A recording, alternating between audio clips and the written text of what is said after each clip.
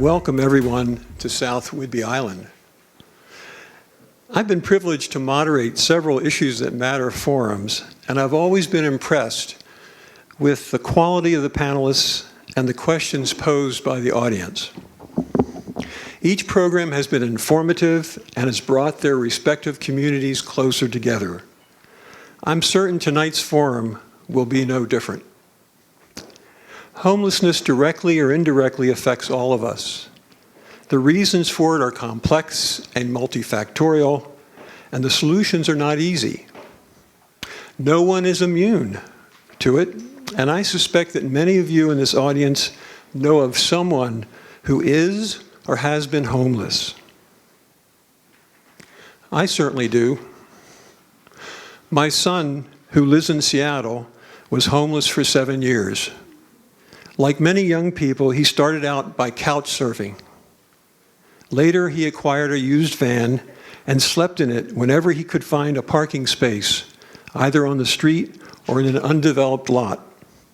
To say the least, it was rough going, especially in cold weather, and it changed his life. Well, with that personal note aside and said, I'd like to now outline for you the format for this evening's program, and it's pretty simple. Each one of our panelists will have an opportunity to speak, and then we'll open it up for questions from the audience. Before introducing our panelists, I'd like to recognize some additional expertise in the audience, and in so doing, I'd like to introduce Island County Sheriff Mark Brown, who is with us tonight. Sheriff?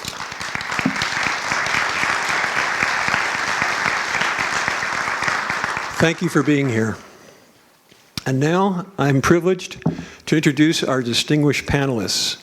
Behind me, starting on my left, I'm going from your left to right, is Joanne Pelant, the Housing Resource Coordinator for Island County Department of Human Services. To her left, Faith Wilder, the President of the Whidbey Homeless Coalition.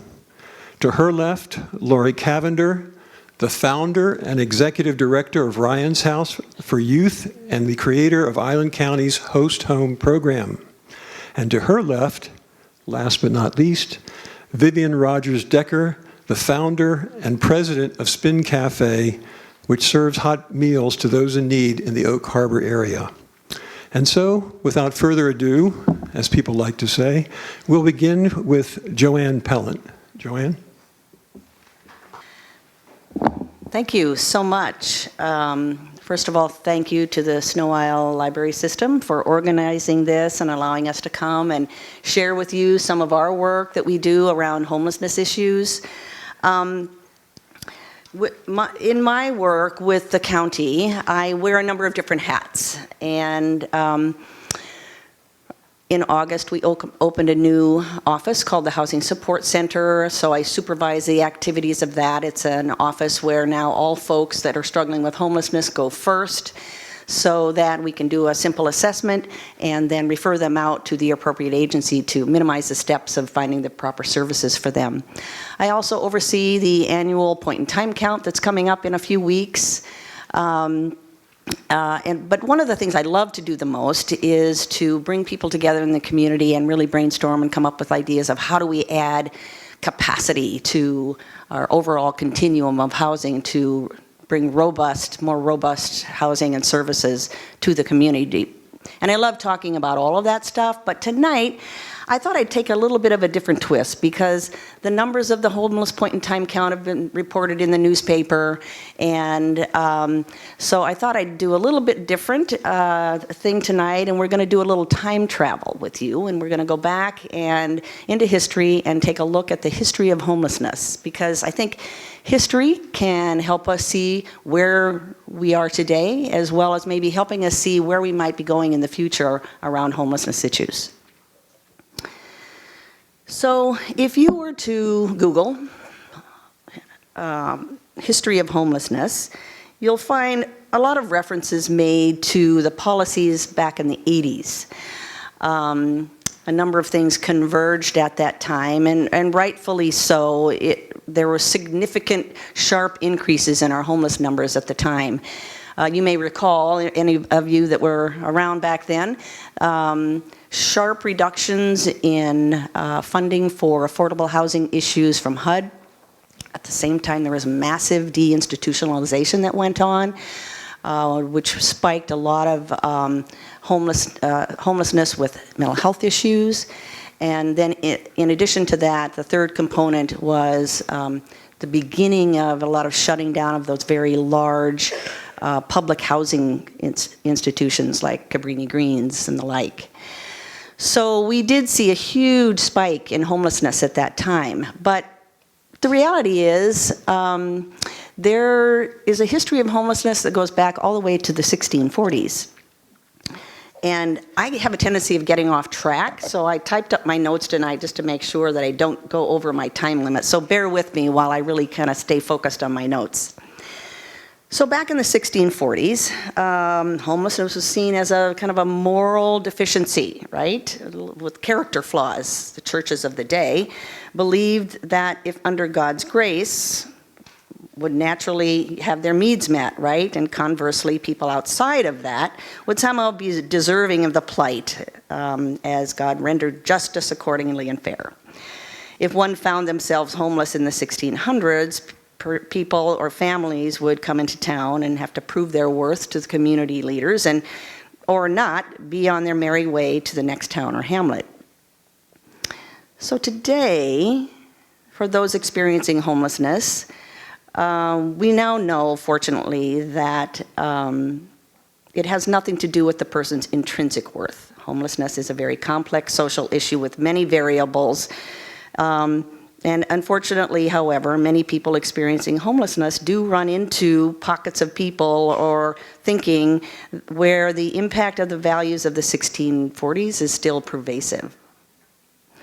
So in America, the reality is many people still hold on to that thinking that one needs to just pick themselves up by the bootstraps and into the pursuit of the American dream. And for those who cannot, they, well, somehow are deserving to be destitute, for they bring no real added value to the society. Tough thing to say, but if we're going to be honest, it's true. So since the 1640s, people have been displaced for many reasons. In the early 1800s, you might recall that it brought the Industrial Revolution. People began migrating from the farm to the city in search of those jobs. Large East Coast cities had many people walking the streets, causing our country's first panhandling ordinances. City jails became the de facto shelter systems. Poor safety regulations caused lots of physical disability and death. Those disabled and or widowed, many of them had children with no means to provide for themselves and nowhere to turn. In the 1850s brought the first documented cases of homeless youth, many of whom were kicked out because their providers could no longer afford to raise them. The 1860s, of course, brought the Civil War. First war where there was newly discovered painkiller. Morphine was used. Now, all of a sudden, people with amputated limbs could survive. Opiate addiction became rampant. Hundreds of thousands of war vets became addicted. From the 1870s to the 1890s, believe it or not, one could purchase morphine with the syringe from the Sears Roebuck catalog. Many rural housewives at that time, also being widowed, became addicted in response to the monotony of life in the remote rural areas. Criminalization of drug addiction soon followed in response to epidemic. And of course, the Civil War brought with it cases of what we now know as PTSD, another increase in mental health issues. The terms tramp, hobo, and bum were born out of this era. And of course, natural disasters have been around forever, causing great displacement. The Great Chicago Fire, the massive flooding of the Mississippi River in the 1920s from Ohio down through New Orleans displaced 300,000 people. The drought of the 30s, the Dust Bowl in Oklahoma and Texas, the San Francisco earthquake, the Hurricane Katrina, are just really a few examples that affect millions of households and displace people. So what does this little snippet of history tell us about the future of homelessness? history does seem to repeat itself, right? It seems to be that the world leaders continue to find ways to get us into wars. Natural disasters seem to continue to happen.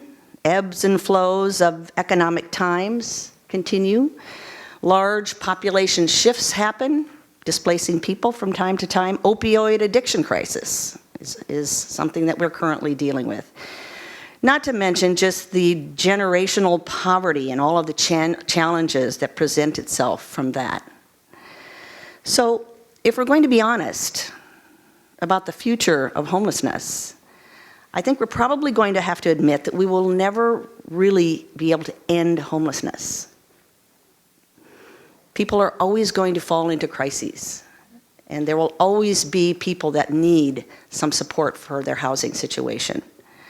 However, the goal is to get to what we call functional zero. So what is that, and how do we get there? So functional zero really is getting to a place where, like many communities across the country are now working toward, is finding ways to dramatically reduce homelessness to get to functional zero. In other words, in the world of housing, there's this continuum of housing that all communities now are striving to get to. And basically what that is developing the housing types that are appropriate for people that are struggling with homelessness. You've heard some of the terminology: overnight emergency shelter, short-term stay shelter, transitional housing, permanent supportive housing, all of these kind of crisis housing types that allow people to get into housing. We bring the services to them to help them move on. And then further up the spectrum on the housing continuum, you have affordable housing for our working people that are of low income. So this is the important work. We must continue to move forward to take the continuum that we have today, and we have some beds, we have some units of all of this continuum, but we need more. And we also have some major gaps. So the work that we are about every day, all of us that work in this, is to come together and find solutions to begin to continue to add capacity to our overall continuum, so that when someone does present themselves as homeless, we have a system or a type of housing that's appropriate for them that we can move them into quickly as possible to help them get on their way. There's data out there that says that when a person falls into homelessness, we have a window of 3 weeks. Initially, when they start out having solution-oriented thinking, but within three weeks, they move to survival thinking. Two very different types of thinking. Initially, they're making their appointments. They're thinking that they have hope to move on. But within 3 weeks, they lose that. And they begin to think survival, where they're only thinking about where to park the car tonight so that I can sleep. Where can I get my next meal? And so it begins to take them into a very different mindset in terms, and then more difficult to find solutions for them. Time? Oh, okay. I want to leave you with one thing. So the question is, what can you do? Of course, you can volunteer, you can give your money, but I think there's one thing that I would leave you with that you could do, is to maybe ask yourselves as you're when you're in your quiet time, you're walking your dog, or having conversations with yourself or your family and friends, is, are we, including myself, still stuck in some of that thinking of the 1640s? Do we need to maybe re-examine that and think about then participating and supporting those around us that are struggling with homelessness? Thank you. Thank you, Joanne. Next, we hear from Faith Wilder. Faith? Thank you.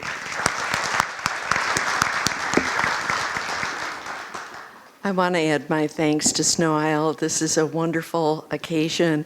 I'm particularly delighted to see so many of my new friends from Coopville and Oak Harbor that have come all the way down here to be part of this continuing conversation. Homeless. When we sit with that word and take it into our bodies, what happens? We experience fear. We have questions and doubts. We think of those we know in our families and neighborhoods, friends who've been touched by this. And then we move on to something brighter and happier because it's too big, too hard. There are 1,000 reasons, many thousands of reasons that any one person might become homeless. But there's really just one solution to end that. That's community. 3 years ago this month, a group of people in this community that I'm living in and you're living in had seen enough of no one being sheltered that they knew was living rough, of women and children and men. And that group came together particularly to address the South Whidbey issues because there were some sheltering opportunities in the North End, and there was any social services that there were to be had were in the North End. So the South End was both unsheltered and unserviced. And the community came together, a group of about 50 people. Out of that grew a coalition, South Whidbey Homeless Coalition. That initial group developed a mission statement to make homelessness brief and rare on Whidbey Island. That's our mission today. It'll always be our mission. We are about making homelessness brief and rare. Since that time, a lot of things have happened, and I'm going to frame what's happened under the 4 pillars that same initial group put together. And those 4 pillars are how we operate and what we do. The 4 pillars are, first of all, advocacy. We work to be the voice and to express the needs of those who are homeless or at risk of being homeless. We operate emergency shelters.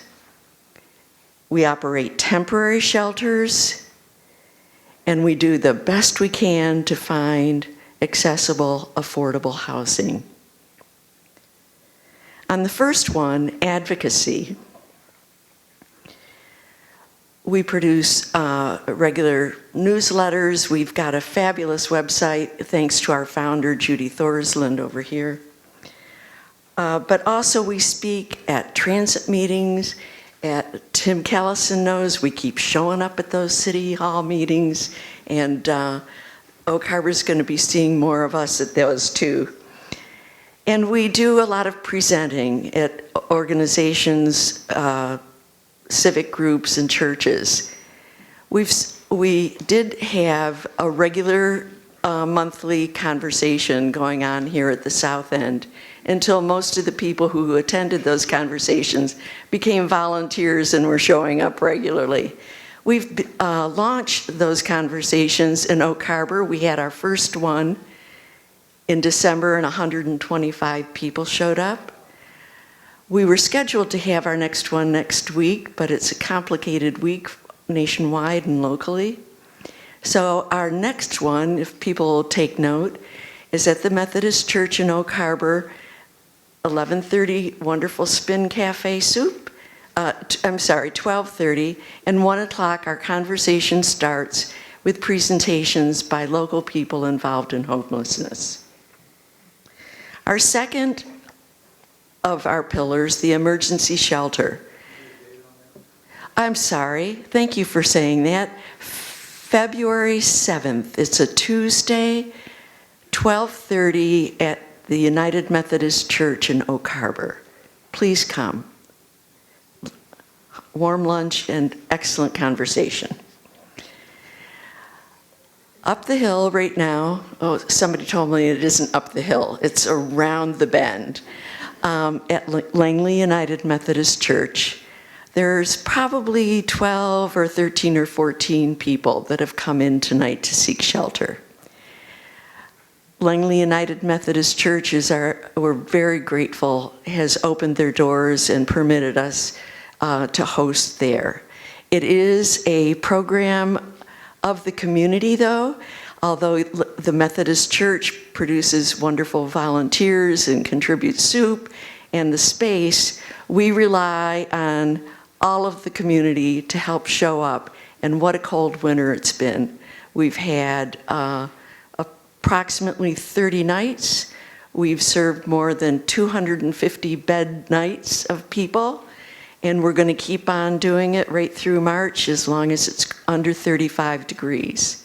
We need your volunteers, and it is a community effort, so please sign up out in the lobby. You could really help us out. It's a real task for our volunteers to be there night after night. But there's to be another shelter, and this will change the face of sheltering on this island. Another emergency shelter.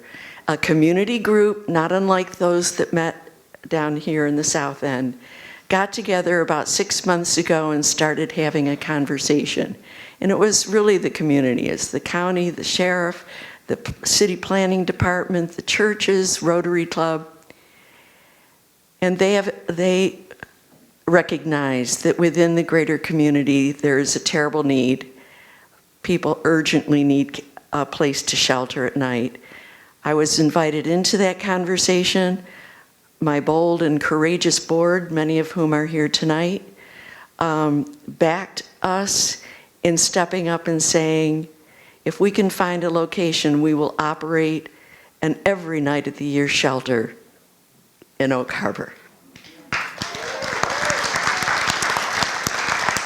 We're working through the process of churches and other sites. We've looked at places that we might buy. We do envision that ultimately we will purchase because we think the need is great, it is continuous, and it deserves a space. But we're hoping to find a willing site to open anytime. We're hiring a full-time staff and relying on groups of volunteers rather than the individual approach we've had down here to arise out of the various church and fraternal organizations and citizenry at large. So stay tuned on that. It's very exciting, and it will make a huge difference for scores of our people. Oh, I am so sorry. Wow, this time is gone. I am just going to hit 3 high spots, and I'm sorry not to have respected the time. Temporary housing, that's what the House of Hope is. It's across the street. We've got 12 people in there tonight. One thing I want to make clear that's different from Ryan's house, the only population that we do not serve are 12 to 18-year-old unaccompanied youth. But we have everybody from neonatals to 70 years old, and tonight, and we customarily have 75% women and children, mostly toddlers and single moms, but right now there's 2 families of 4 and a couple and an elder woman. We're one of few homeless shelters in the state of Washington that keep families together. On permanent affordable housing, I just want to tell you it's so hard. Finding places, we need landlords that can double up. We need the donation of your fifth wheels and RVs. We're doing everything creatively possible to find places to make permanent housing for our people. And our mentor program, we stay with these people for 6 months. We've got mentors in this room that are making a difference to empower people's lives by helping them through building life-sustaining habits and solving the life problems that got them into the mess they were in the first place. So on that calendar, the 7th in Oak Harbor, the 26th is the point in time count. We need you volunteering to help us down here and elsewhere on the island. There's a sign-up sheet in the lobby. And we are grateful for a community that cares, because that's the only solution to homelessness.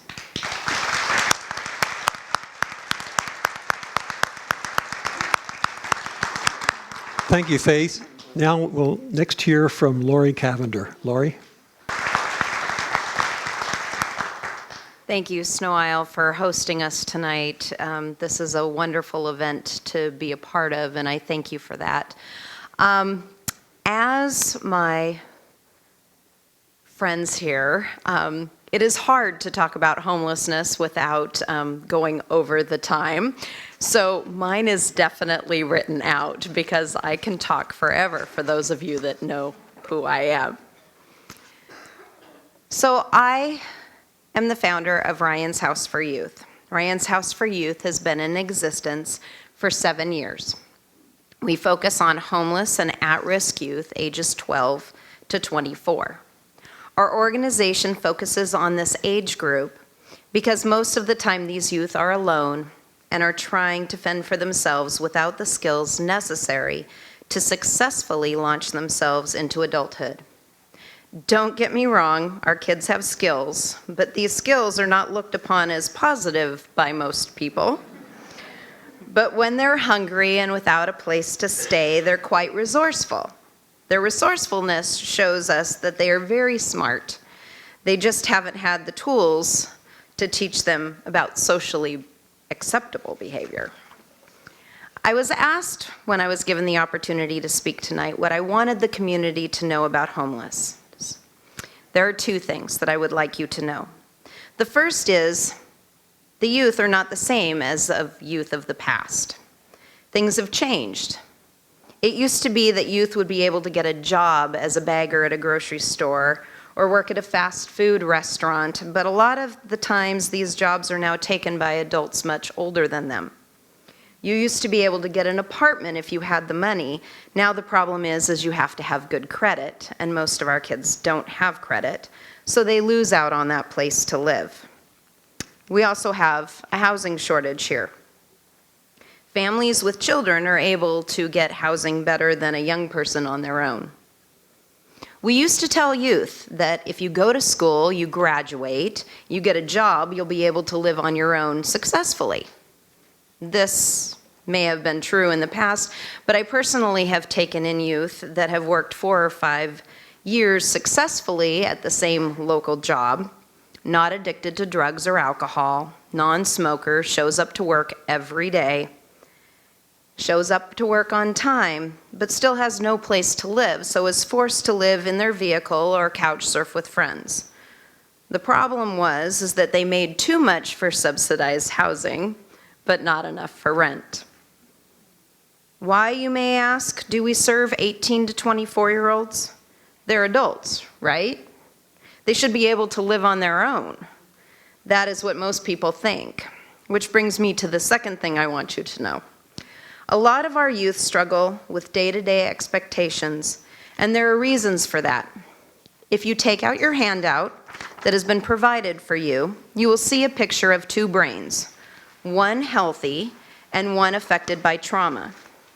Because I'm limited on my time, I won't tell you about the things that are mentioned on that sheet, but I do ask you to read them. What the pictures show you is a child that sustains high levels of trauma. Their brain does not grow in the same manner as a child who sustains little to no trauma.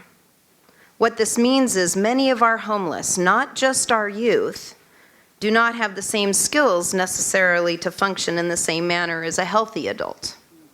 It doesn't mean that they can't learn these skills. It just means that they didn't receive them at a point in time as the others. They may have issues with their biology, including medical problems, impulse regulation, attachment, disassociation, behavioral control and healthy boundaries, cognition, self-concept, and a sense of purpose. These individuals can also have diagnoses of 1 or more mental health issues, including but not limited to PTSD, ADHD, and more. So imagine yourself being out in our cold weather right now, trying to figure out how to find food, a place to stay, a way to get to school or a job, without all the skills that it takes to be successful. It seems overwhelming and sometimes too much. So how does someone survive when all of this is going on? Sometimes they self-medicate. We have seen through our outreach programs there is a huge need for those that are addicted to alcohol, heroin, and meth as their way of coping. We need to create better resources on this island for drug and alcohol-related support services. It's a cycle. Ryan's House for Youth is a trauma-informed care organization where all youth, staff, volunteers, and board are trained on how to best serve those that have endured high levels of trauma. Each participant in our programs are assisted in creating their own strategy plans and steps to help achieve their future goals. Ryan's House for Youth believes that if a youth is helped early in life, they're able to use their resiliency skills better than if they were older and in a longer-term homeless situation. Ryan's House for Youth believes that if the community can help these youth early, we will be able to avoid a future epidemic. And how can the community help? You can take in a youth as a host family. You can be a volunteer at our drop-in center and get to know the youth. You can help by providing transportation because the buses don't run on nights and weekends, and most jobs for youth happen at these times. You can drive an outreach van and hand out necessary items, or you can financially support the housing of a young person, which is about $200 a month. Ryan's House for Youth serves all youth on the north, the south, and the central part of the island, with showers, laundry facilities, 3 meals a day, clothing, school supplies, housing, and case management. Ryan's House for Youth provides mediation and reconciliation services, so when a family is breaking apart, it doesn't need to lead to a homeless situation. We have support groups and counseling on site and can help connect them to state services. Our organization provides everything a loving, caring parent would with caring and supporting adults from our community. Please consider partnering with us and help us break the cycle before these youth are in a lifelong homeless situation. Remember, our youth are our future. Thank you.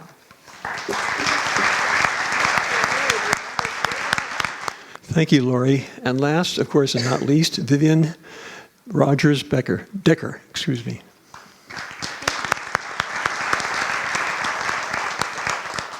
Before you start my time, Becky, there's this lovely person sitting out in the hallway, and I wondered if you wanted to come into the room. I'd like to invite you into the room because I really think a homeless conversation should be about that. You should be invited into the room. There are seats for you. Please have a seat. So I have to tell you guys, I'm Johnny come lately to this conversation. I found out on Sunday that I was going to be speaking to you, and that meant that about 3:30 this morning I woke up going, what the heck am I going to say? In addition to being the founder and the president of Spin Café, which I could probably talk about ad nauseum, and you know what, you can ask me questions about that later during the question and answer period. I also am the homeless liaison for the Oak Harbor School District, and in fact, that's really kind of, I think, what's bringing me here tonight is that the person that was supposed to be speaking is Gail Lavasser, and Gail has been a homeless education coordinator for the South Whidbey School District for, I think this might be her 17th year, and I can remember way back when we first started having conversations about homeless youth and doing essentially saying, how many kids are homeless in our community? In 2001, we came up with 6. Island-wide, we came out with 6 kids. Right now, today in Oak Harbor, I have about 212 students that are living in homeless situations. And island-wide, last year, we finished out the year with about 500 students living in homeless situations. So these are not small numbers, and you need to understand that they also include the doubled-up population. We have a different working definition than housing and urban development, which is the definition actually that the Island County Human Services works off of, the Department of Commerce, also much of the Whidbey Homeless Coalition's activities. Notice I said Whidbey Homeless Coalition. That's because you are expanding your reach into the Oak Harbor community, and you are now the Whidbey Homeless Coalition. And they also work off of that definition. So there is a difference there in that a lot of the people that I work with are living doubled up with other people because they can't afford to get into a place of their own, and their children are living in those situations. And so as a result, they're hidden. They're actually the hidden homeless. Sometimes we jokingly say the hidden homeless are on Whidbey Island, and we don't think we have any because there's no overpass for people to sleep under. But actually, it's really that they're hidden because they're staying on other people's property, they're staying in homes with their friends or their families, and they're couch surfing. And that's where they're finding shelter until they can get into a place of their own. But some of these people are staying in these situations for 10 years or more. So it's quite a long time that people can be living in these doubled up populations because they can't get into something on their own. And often they're more unstable than people who are literally homeless in that they constantly are moving through this cycle and they don't have the same access to resources that you have when you're literally homeless. There actually are some rental assistance and deposit assistance and some programs that come through with you and people that bring you socks and hats and gloves and food. And I just cannot tell you how generous the community is in many ways to our homeless, as long as it's giving something like that. You know, when it's giving a sleeping bag or a blanket or a tent, it's easy to do, and people do it very well. We were overwhelmed with generosity at Spin in this last month. Christmas tends to bring that out in people, and so we definitely had a lot of that. But a lot of those families that are doubled up, they never see that generosity. They actually are not getting the benefit of that benevolence because they're hidden and they're tucked away and you don't know that they exist. I don't want to focus all of what I talk about on the doubled up population who are homeless, but really want to speak to what are some of the core reasons that people are homeless in our community right now. Health challenges. We have a lot of people that live in our community that have disabilities, and disabilities make it hard for you to find employment. It makes it hard for you to communicate with others. It makes it hard for you to navigate completing a lease. It makes it hard for you to maintain your household. It makes it hard for you to be socially acceptable sometimes. And this presents barriers. Many of the people that I work with at Spin Café are struggling with disabilities. People have catastrophic illnesses. They have mental illness. They lack health care. They have domestic violence situations that they're moving in and out of. They're experiencing physical, sexual, emotional abuse and neglect, addiction, and of course even death, loss of their loved ones, loss of their primary wage earners. Financial challenges are things that present a barrier to our community. We have a lot of part-time employment and reduced work hours here on the island. Budget cuts happen, job loss, layoff. I think of the Boeing employee. I think I just saw something, maybe Boeing might not get this or have a big contract that they were going to have, that there might be a new layoff. That is going to impact people significantly. People who are, you know, they're not bums, they're not alcoholics, they're not doing drugs, which a lot of times is what people think of when they think of the homeless person that's on the street. We do not have enough affordable housing in Island County. I actually looked at the ALICE report that's done by the United Way. ALICE stands for Asset Limited Income Constrained Employed. And yeah, is that a mouthful? And the ALICE report says that we are a poor community to move into if you are in a asset limited, income constrained, employed situation. We do not have sufficient housing. And if any of you have interacted with anybody that's looking for housing right now, you know this to be true. If a home is for if a home is for rent, it is snatched up just like that. It's not lingering on the job market. In order to live on Whidbey Island, the ALICE report said, and this is actually old data, 2013 data, that you needed to make approximately $28 an hour and have an annual income of, we can't see that without our glasses, $56,000. And actually, I know that's gone up to $61,000 a year is what you need to be making. I'm just going to tell you that a lot of people I work with, they make less than $1,000 a month. So I have no idea where they're going to be able to step up to and meet this in order to have housing in our community. And these are people that have been here. They are not people that are coming from somewhere else.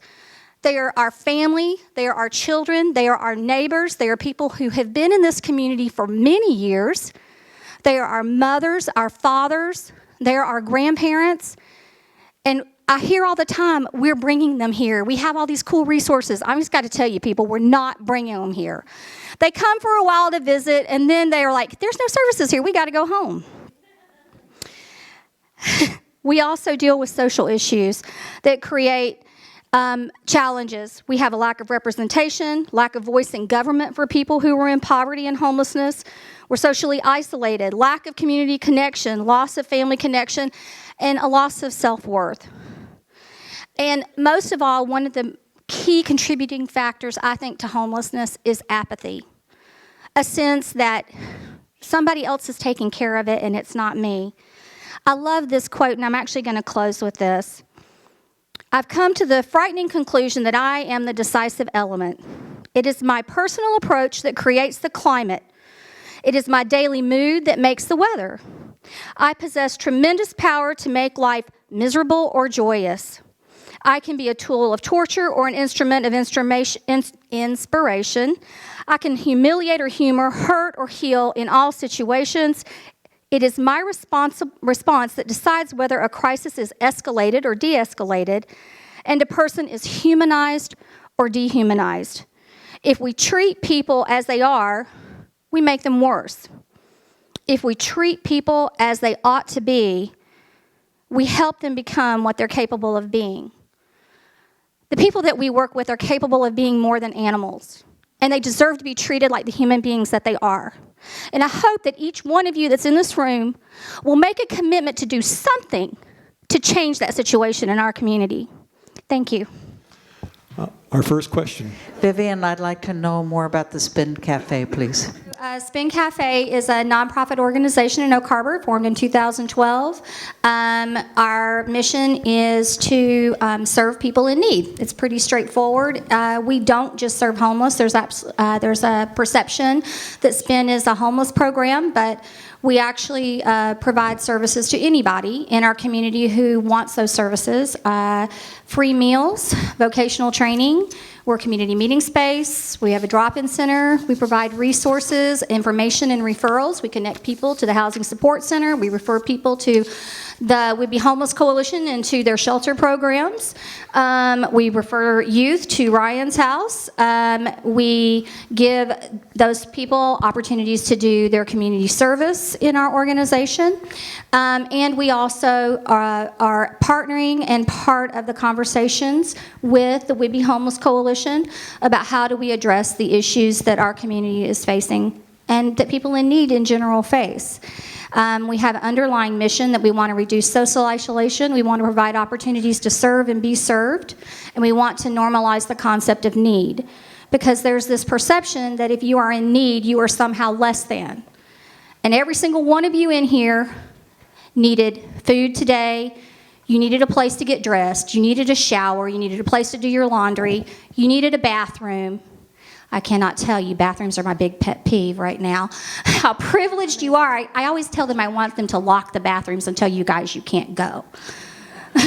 Because do you know how humiliating it is for someone who's homeless to have to defecate out in the parking lot of another building or urinate outside because all the bathrooms in the area are locked up and you're not allowed to go there? I will tell you personally, if you don't allow people to use your restrooms from the public, I boycott your business and I try not to shop there anymore, quite frankly.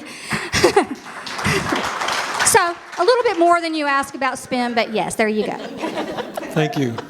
Next question. My name is Jerry, and two quick things, and that is I attended a forum in June of last year put on by Jill Johnson and Helen Price Johnson And one of the questions came up was, what are we going to do with 900 more families moving in with the military into Island County?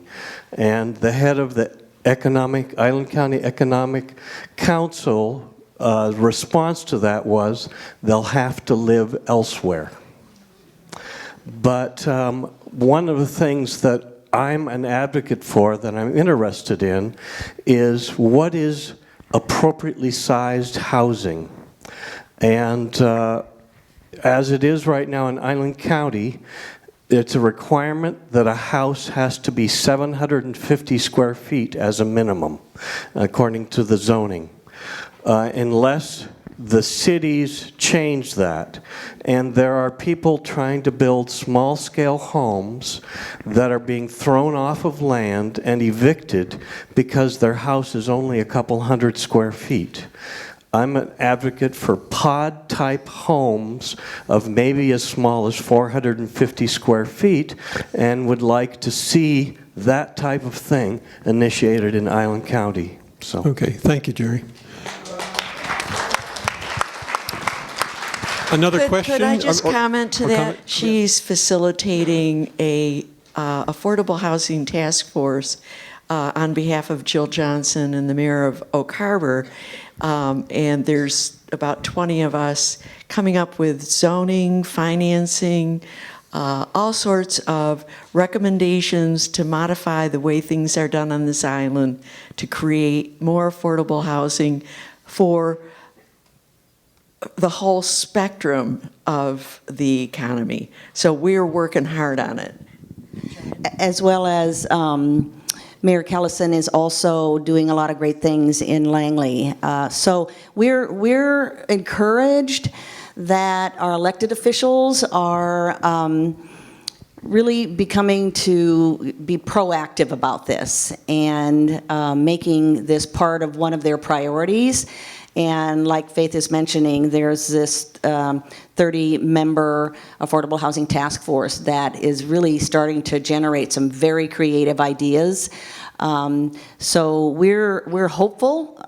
They're charged with coming up with a very specific suite of recommendations to give to the elected officials for them to consider that relate to a number of different specific topics, all around the idea of moving us forward to bringing more affordable housing to Island County. Thank you for that. Okay, next question. I'm Bob Wall from Oak Harbor. Picking up on the zoning question, which I think is an excellent one to start a conversation around. We've moved from being out in the county with a house on 5 acres into a house in town. Now, the first thought that comes to mind is when we bought that piece of property and put a modular home on it, they said you're only allowed to put one home on that 5-acre parcel.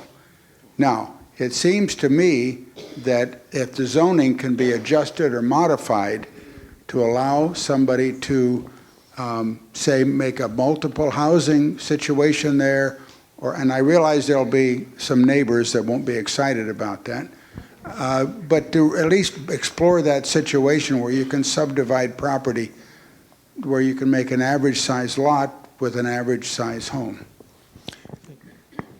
Just have a question about Ryan's house. I understood you to say that you took kids from 12. Is that right? Yes. So 12 to 24. What's the percentage that is that young? You know, Not very high. We usually see about that age group maybe once a year, twice a year. Our average age is usually 16, 17, 18. That tends to be the highest age group that we see on a continual basis. what percentage are going to school regularly? Well, we have... Would you repeat that part for us? The question was what is the percentage of kids attending school?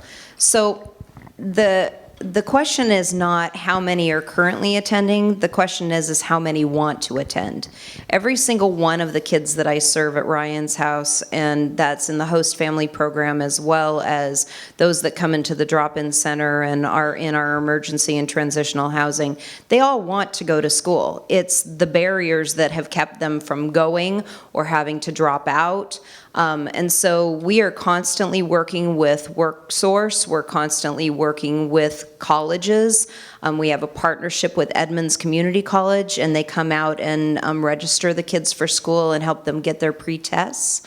Those barriers that seemed so big don't seem so big when someone hands you the information and walks through it with you. And that's kind of been the situation, is that most of our kids have had to leave school because of health issues or a parent move or parent issues. In fact, I've had 3 kids that have had to drop out of school to take care of a parent because the parent was sick. So a lot of our kids have not been in school, but all of them want to be. Thank you. Again, on this side, any other questions? Yes, in the back. Hello, my name is AJ. I kind of have 2 questions. I understand that we have a temporary shelter or an emergency shelter. I struggle with homelessness. Well, I think it's chronic, but I keep hearing the temperature of if it's lower than 35 degrees. I want to know, does anybody in here that has a place to go every night know what just 40 degrees feel like? 40, below 40, anything below 50, and you are asking homeless to suffer through temperatures to get as low as freezing before they can find shelter. Do y'all know what that feels like? It's not, and as the homeless, we do not just have to deal with the temperature, it's wind, it's the elements, rain, hail, whatever.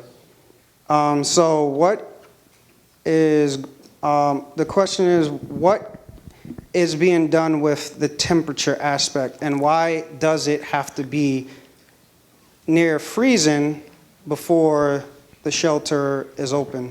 Thank you, AJ, and it's an absolutely valid and appropriate question. Thank you.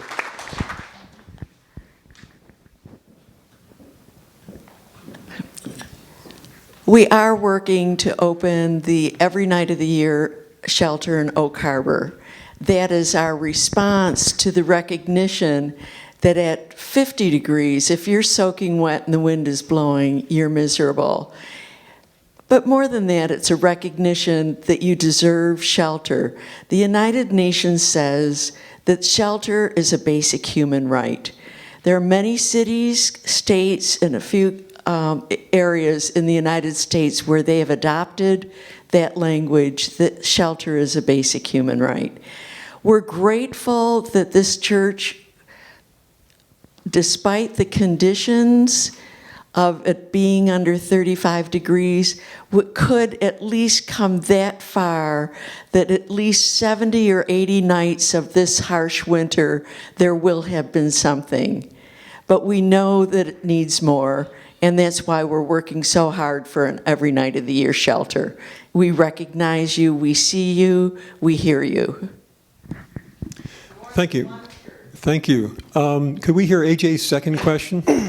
The second question is about educating the community. I know things like this is trying to educate the community on homelessness, but it's the businesses, like when Vivian said, like if with bathrooms, if the a lot of businesses say customers only. How can we better educate the communities about homelessness and treat it, and aspect of how having them treat homeless people as people instead of a problem?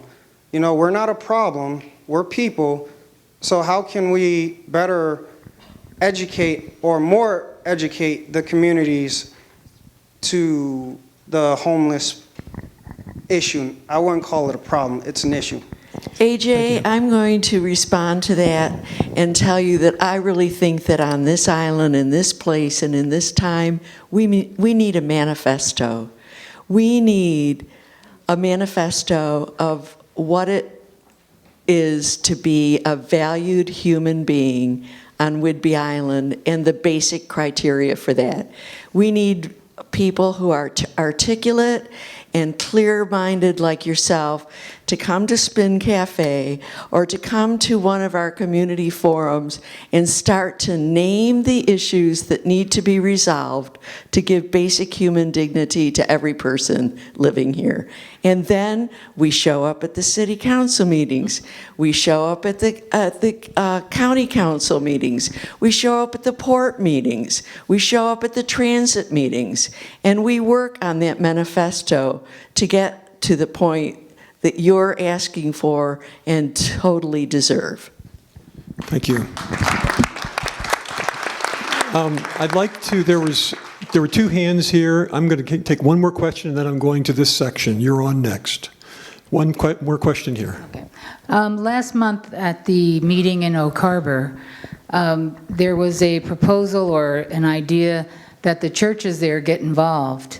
And it was something like if each church would offer 1 week every 3 months to have an every night open house for homeless people, that would be something that would work. It would seem to me that from last month to this month, that idea could have already been established and be working, and is it not? So I want to be clear that what was actually said at that meeting was that we were looking for a longer-term host site, a 60 to 90 day place, and that was the location side of the equation, just to get started. And then the second aspect of the ask is about over the volunteers to man the site overnight. So we have always been talking about a 60 to 90 day single location. We have a lot of equipment to house 30 to 50 people. Moving it every week is very, very difficult logistically to manage. People will have difficulty knowing, am I going there or am I going there? Communication becomes complicated.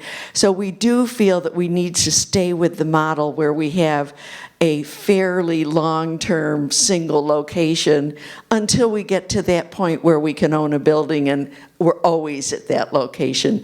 But the second strategy of recruiting volunteers here for our night-by-night one, where we don't know whether we'll be open or won't be open, we recruit for each night. What we would be doing up there is asking a church to take a block of time and produce their own volunteers to staff that block of time, in addition to our having one full-time shelter manager.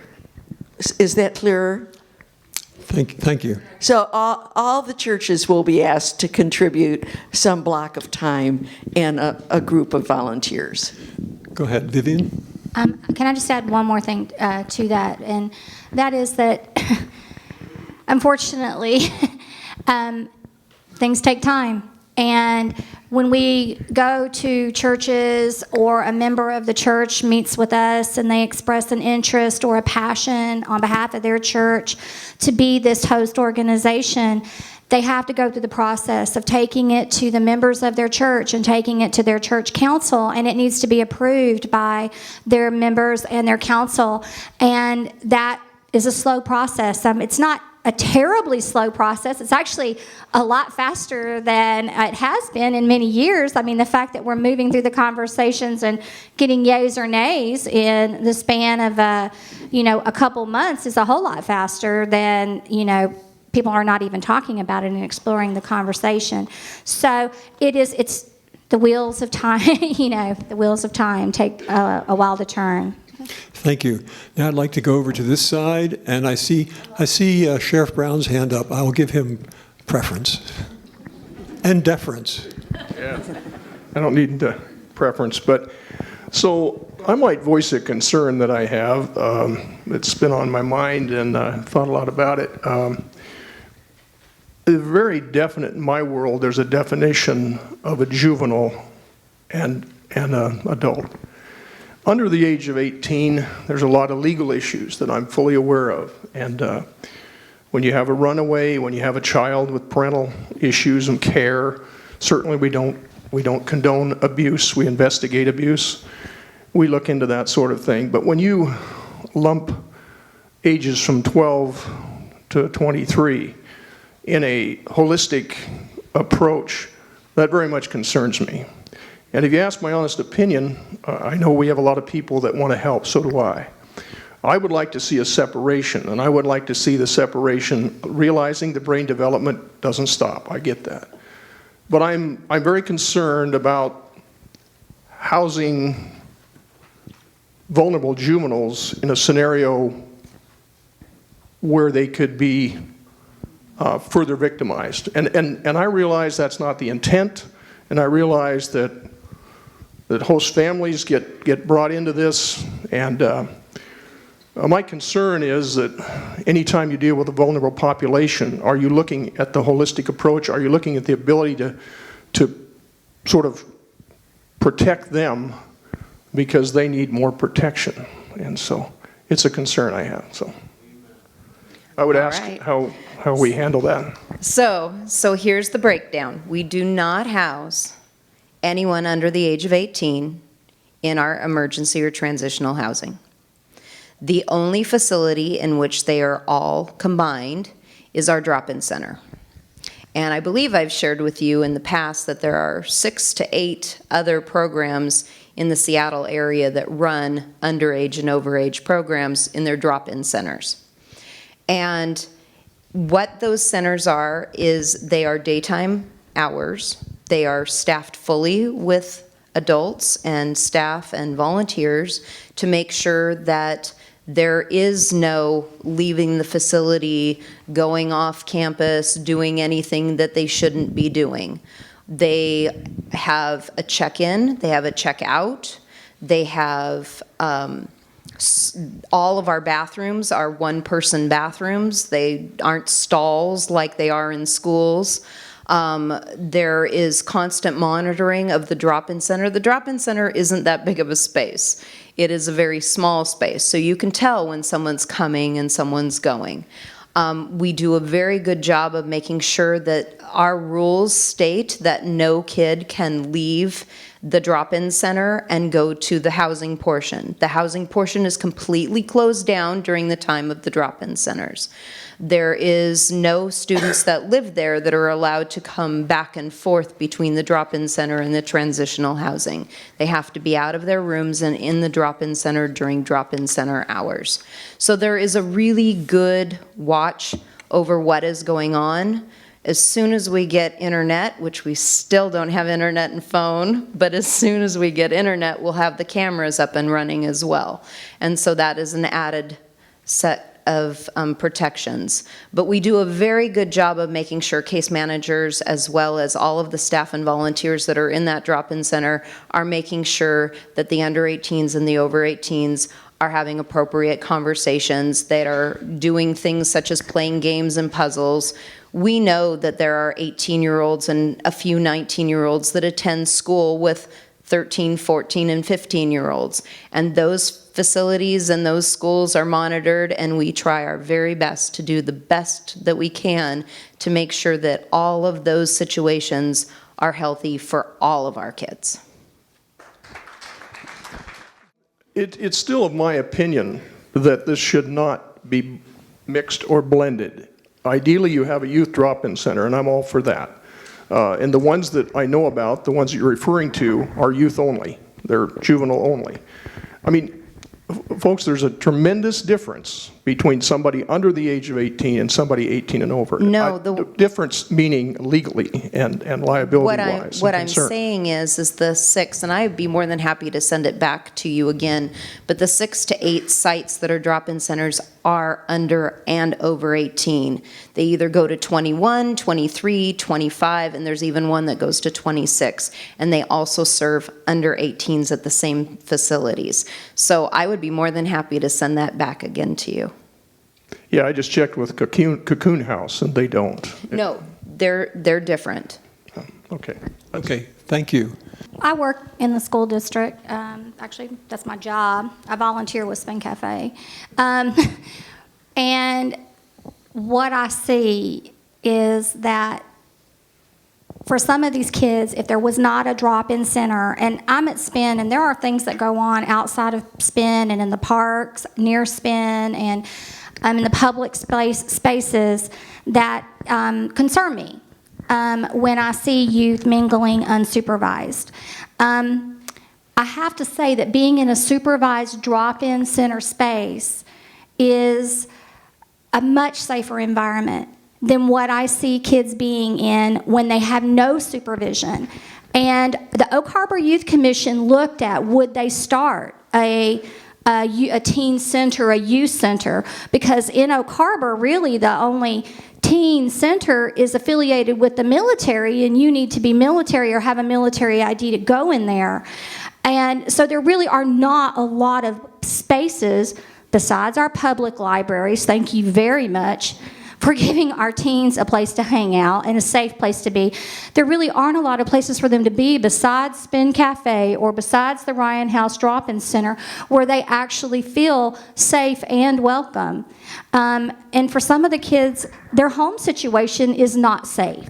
And so coming to these spaces, even if they actually have housing at home, gives them a safe place where someone is connecting to them and helping them get connected to very necessary and very limited mental health services, get connected to AA programs, if that, or Al-Anon programs, or other things that they need that they don't have access to, people who are treating them with a trauma-informed approach, and considering the trauma that they have in their background and understanding for them that some of these kids are growing up in a brain over brawn lifestyle where they believe that they have to survive and not that it's a benevolent world and that everybody's loving. And these centers actually give them a place to have that. So I'm a little concerned about it's better to have, I don't want to say it's better to have something than nothing, but I think that something that we're providing is really good stuff.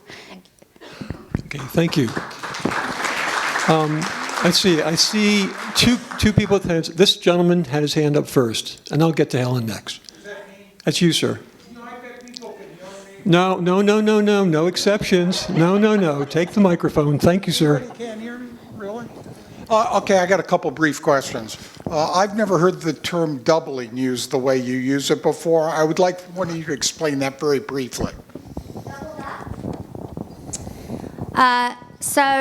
Doubled up actually is part of the McKinney-Vento Act's definition of homelessness, and it's actually the Department of Education. It's an act under the federal law, under the Department of Education, that says that children and youth that live in certain situations qualify as homeless situations, and people who are doubled up are parents and youth, or just youth with another individual. Maybe it's their grandparent, maybe it's a friend, maybe it's a friend's parents, maybe it's a brother, but that person doesn't have custody of that individual and they're giving them a place to stay. Maybe they're couch surfing, but they're not able to access insurance for them. They may not have, maybe they're grandparents and they're living on a fixed income and they don't have the financial resources to pay, that $60 a month that it costs for a child to have free lunch, but they wouldn't qualify for the free lunch rate because they make too much money, but their money's already tied up in their living expenses.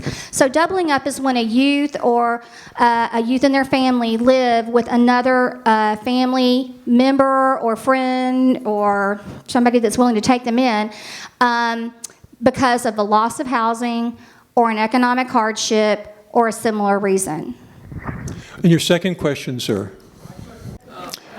thing recently that said they've had a lot of success. I think it's in Salt Lake City where they approached homelessness by saying the key thing is we have to build homes for homeless people. The opportunity here that I'm aware of is the motel a little south of Cookville that's being turned into a place for youth. Is that you? That is. And last I heard, youth weren't allowed to stay there at night yet. Is that still true, and what's the holdup? Thank you. So, thank you for that question. Actually, we were very blessed the week before Christmas to get occupancy, and so we currently have 12 18 to 24-year-olds living in that facility, and so we are very, very blessed to be open at this time. Thank you. I would like to just follow up Go ahead. to your question on doubled up and just maybe add to that in terms of, it kind of gets to the two different definitions of homelessness.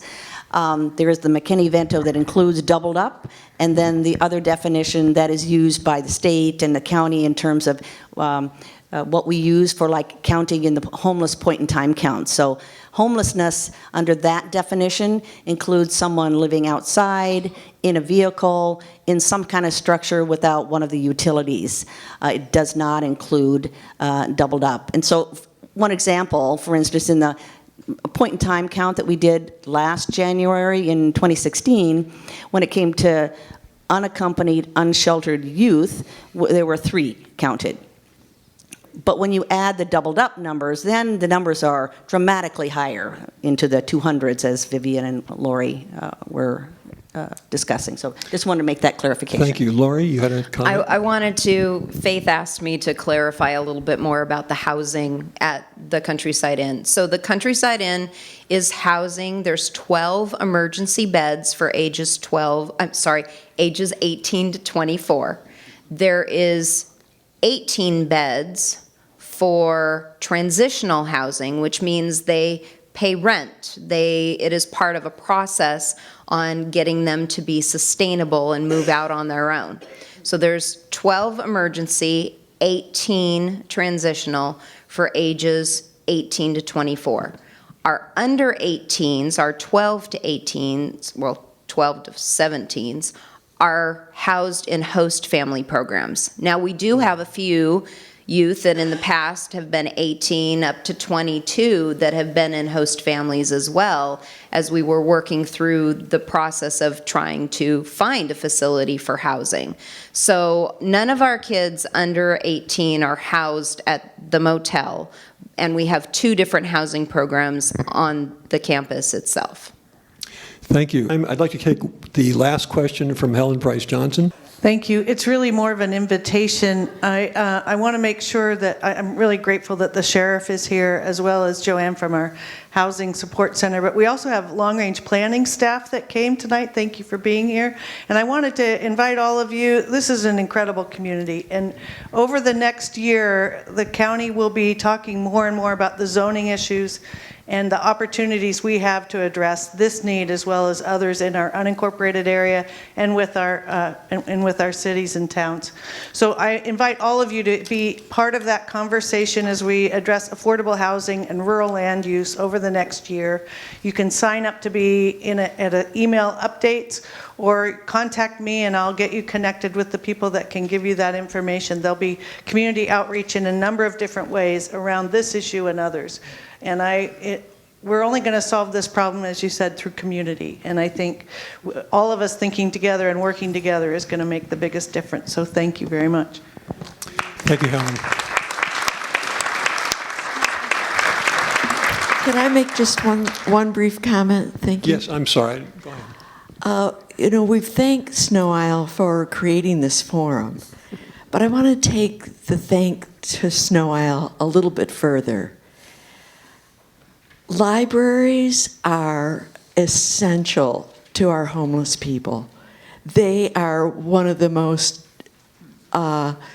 normalizing, socializing, fabulous places to be. They get connected through the internet, often free of charge. They get books, they read. I can't tell you how grateful we are for every one of the libraries on this island. They're a haven and a normalcy, and thank you, thank you.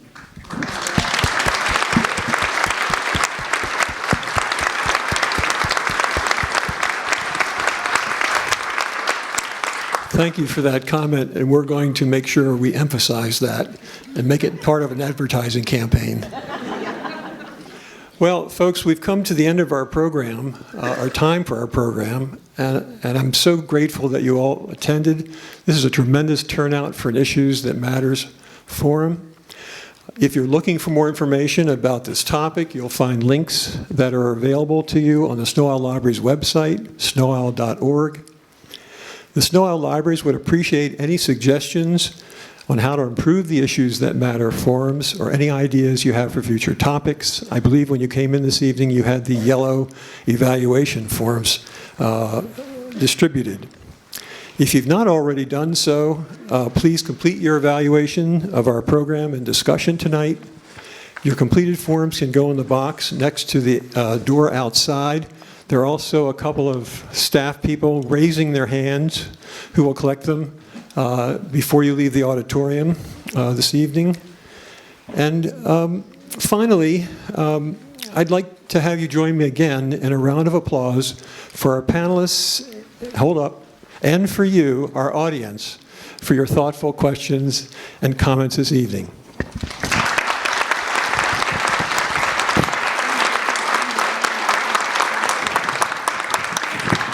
And don't forget to sign up for the point in time count or to serve at the warming center. There's sign-up sheets out in the lobby.